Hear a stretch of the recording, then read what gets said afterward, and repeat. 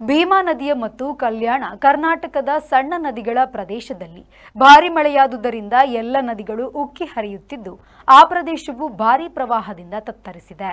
ಕಲ್ಯಾಣ ಕರ್ನಾಟಕದ ಬಹುತೇಕ ಪ್ರದೇಶವು ನೀರುಮಯ ಆದ್ದರಿಂದ ತಗ್ಗಿನೂರಿನ 10,000ಕ್ಕೂ ಹೆಚ್ಚು ಜನರನ್ನ ಕಾಳಜಿ ಕೇಂದ್ರಕ್ಕೆ ಬಿಡಲಾಗಿದೆ.